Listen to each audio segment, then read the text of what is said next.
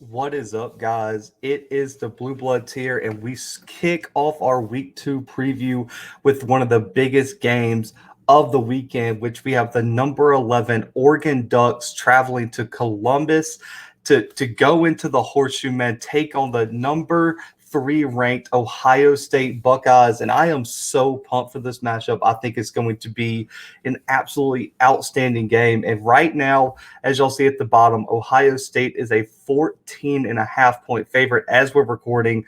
I'm sure that line will move, especially as the Kayvon Thibodeau news becomes official. But this game kicks off at 11 a.m.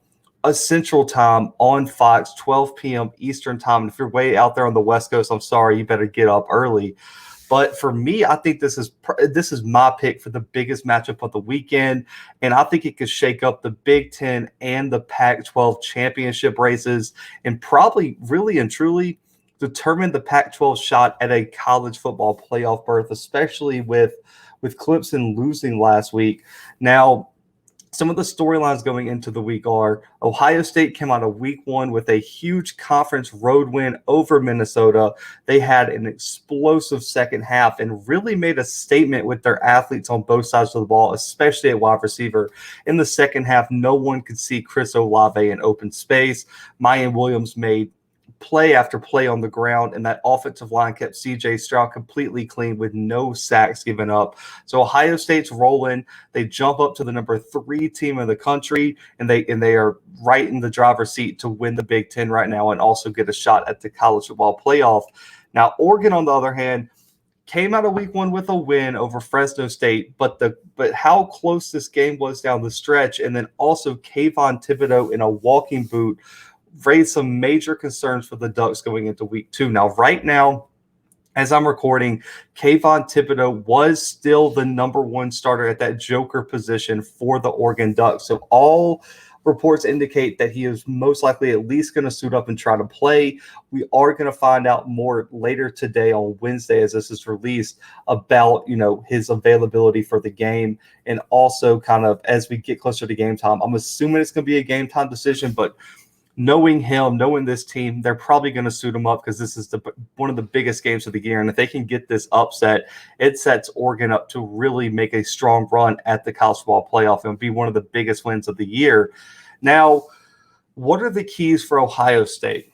For me, it's simple because it's the exact same game plan last week, and it's clear what was working for Ohio State last week. And it starts with establishing the run early and allowing that to open up your play action passing game and letting your athletes get in space. Now, for me, Mayan Williams was explosive last week, had over 120 yards rushing, a huge touchdown. And the Ohio State O-line, like I said, did an amazing job in terms of blocking in both aspects of blocking and pass and run. 0 sacks, only 1 tackle for loss. That has to continue. But then also, my X factor, I want to see Travion Henderson get a few more touches at the running back spot. I know Master T's still there, but when I watch Travion Henderson, he's just so explosive, and I think he could really be a game breaker this weekend for the Buckeyes, and I would love to see what he can do. Last week, he only got 2 carries, and he took his only catch, which was on a screen pass, 70 yards to the house. I would love to see Henderson get 8 to 12 touches, whether it be runs, whether it be screens, whether it's, get them out in space, line them up on the outside, get them the ball, and let them, make some people miss. But for me, Ohio State has to be explosive this weekend. You could tell that this offense is functioning at its highest level when they're getting big chunk plays and they're taking the top off. And what you want to do is get this crowd into it as early as possible. It's an early kickoff. Get this crowd pumped up early, make some explosive plays, get Chris Olave into open space, get Garrett Wilson into open space. And so for me, I honestly think that that's the key for Ohio State. But also, once the Ducks commit to the run, the playmakers should have one-on-one on the outside. And I don't know if anyone can hang with Chris Olave one-on-one, but I think this secondary is going to be a much tougher test for Ohio State because I think this DB room for Oregon is a lot more talented than the Minnesota secondary they faced last week. Olave and Garrett Wilson are going to do their thing. But I really think some of the other guys in that room are going to have to step up this weekend, because I would imagine if I'm Oregon and I know I have the athletes on the outside, Michael Williams is probably the only guy that can run step for step with Chris Olave. Those guys are both 4.3 or lower type guys. So I would imagine Wright has Olave this weekend, but I would say Oregon's going to scheme for Olave and try to make you beat them somewhere else, and that's a great plan. So one of those highly rated athletic guys like a Julian Fleming or someone like that has to step up and go out there and make some big plays. And so for me, that's going to be the question mark, is who's going to step up beside Olave and Garrett Wilson, because outside of those two guys last week, no one really had to step up because those guys were going out there and making all the plays. Now, for Oregon, though, the key for me is absolutely clear, especially if you watched any bit of like the first 3.5 quarters of this Minnesota game last week.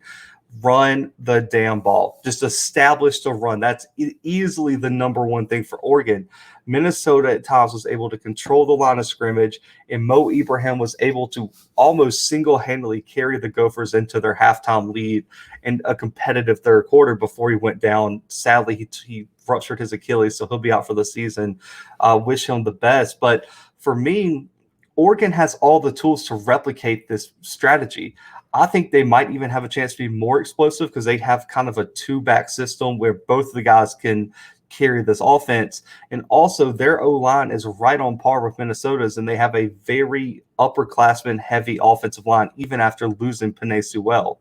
And Mario Cristobal has recruited outstanding on the offensive line. I mean, they already got Kelvin Brook. I believe it's Kelvin Banks is the 5-star they have in the next class. So he's been recruiting all these offensive linemen that come from like distinguished pedigrees. But for me, CJ Verdell and Travis Dye are the two guys you're going to have to watch this weekend. They have to be an effective, dynamic, and explosive 1-2 punch for Oregon to even have a shot in this game. They're going to have to wear down this front seven for Ohio State, and they're going to have to run the clock and control the ball to keep all those explosive playmakers on the sideline. Because what you want is you want to run the clock down. Ohio State's defense starting to wear down, and you start being able to establish your run more and more and more. Then you could open up the play action game with Anthony Brown and that talented wide receiving core. And also it kind of will keep the pass rush off of you too for Anthony Brown. But then also it keeps your defense fresh, because once they wear down, which is what we saw in the second half against Minnesota, once that Ohio State team started to kind of control things and Minnesota couldn't run the ball, that secondary just couldn't hang because Ohio State's too deep and too athletic. You don't want that to happen. CJ Verdell and Travis Dye are going to have to run the ball consistently. The offensive line is going to have to control the line of scrimmage, move some of these talented defensive linemen from Ohio State out the way. And also, Anthony Brown has to make some plays with his legs. He did last week, which ultimately won them the game. He's going to have to keep the defense honest. He's going to have to try to, take one of these talented defenders and make them a spy. If Anthony Brown doesn't force anything, doesn't create a bunch of turnovers, Oregon will be fine. And especially when he doesn't have anything, he's able to go get some first downs with his legs, keep them in third and manageable. That's what you want with Ohio State. That's how Minnesota was successful. 3rd and 2s, 3rd and 1s, 3rd and 3s. That's where you want to live against a very talented defense like Ohio State. If you catch yourself in 3rd and 12, 3rd and 14, and that defense can pin their ears back and come after you, that's a recipe for disaster with this talented Ohio State defense. So the running game is huge. Now, the Ducks' offensive line is stout. I mean, 4 upperclassmen, TJ Bass, Alex Forsyth, Ryan Walk, and George Moore, all the upperclassmen. But the right tackle position is a question mark. In the official depth chart today, it was an or. We don't know if Stephen Jones is going to play, or I believe it's a Wave Lalu. And we don't know which one of those guys are going to start at the right tackle spot. But whoever starts is going to have to go make some plays, because you're going to have either Zach Harrison, you're going to have Tyreek coming off the edge. I mean, you're going to have to go up against the best of what this Ohio State defense has to offer. So either one of those guys have to be ready to go. And so that's the keys for the two teams. Now, the matchup to watch for me, I am so pumped for. This is why I've been looking forward to this matchup for the longest time. But I get if you want to make an argument for the DBs, because Bennett Williams and Michael Wright and all those guys on the back end of that Oregon defense against Chris Olave, Garrett Wilson is going to be amazing. And I am excited about that. But that's kind of obvious to me. For me, it's a matchup where Oregon should have the slight advantage if fully healthy, and that's the Oregon defensive line versus the Ohio State offensive line. It's strength versus strength right now. Kayvon Thibodeau listed as the starter right now, so it looks like he might play, and it won't be announced till later. But then if he does play, this could be a game changer for Oregon because he is an immediate threat off the edge, and you can't leave him one-on-one on the outside. You're going to have to chip him with a running back, bring a tight end in, double. Like if you leave him on an island with a tackle, he is probably getting to the quarterback 9 times out of 10. Outside of Thibodeau, though, Keon Ware-Hudson, I believe it's Popo Amuve, Brandon Dorius, all those guys have to be impactful too, because if no one else is a threat outside of Kayvon Thibodeau, they can scheme for that. But if everyone's going out there on their islands that Kayvon Thibodeau creates with his double teams and chips, you got to go make a play when you get one-on-one matchups, and that's going to be the key for this Oregon defensive line. They had 4 sacks last week by 4 different players.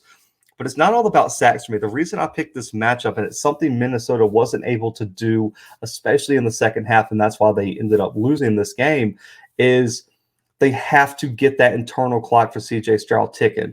Even if you don't get the sack, being a step away, getting your hands on him, knocking him to the ground, getting in his face, making him feel you and sense you around him, and making him feel like the pocket isn't as secure as it usually is going to get him rolling out quicker. He's going to be overthrowing passes. He's going to be sailing passes. He might even get a few turnovers. What you want to do is make him feel so uncomfortable. It's only his second game as a starter.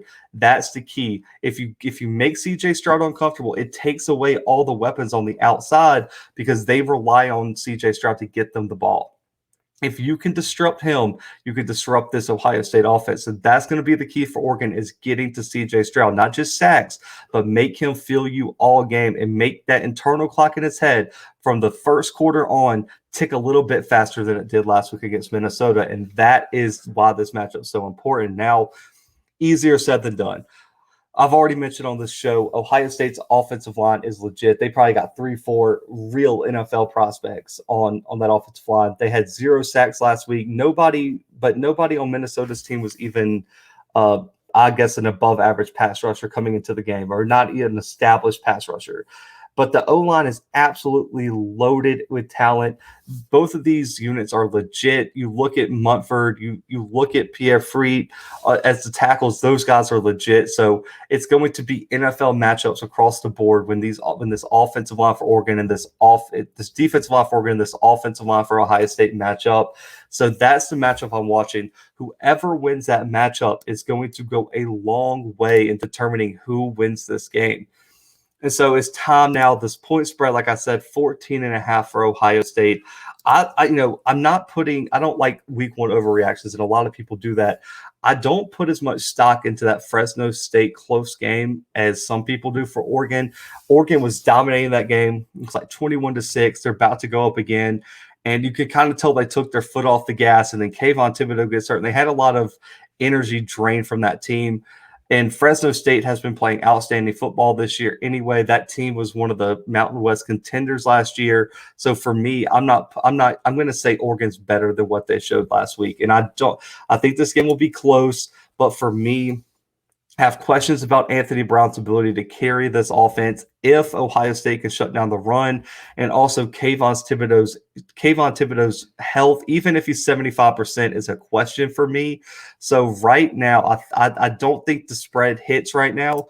I do have Ohio State pulling away late from Oregon, 38-28 in the Horseshoe, man. I love this matchup. And I think it would have been a closer game if both teams were full, Oregon was fully healthy, and also maybe if Anthony Brown was replaced with the backup. I know I'm a huge Ty Thompson guy, but for me, Ohio State's too athletic on the outside. I think they're going to be able to bust an explosive play or two late to pull away.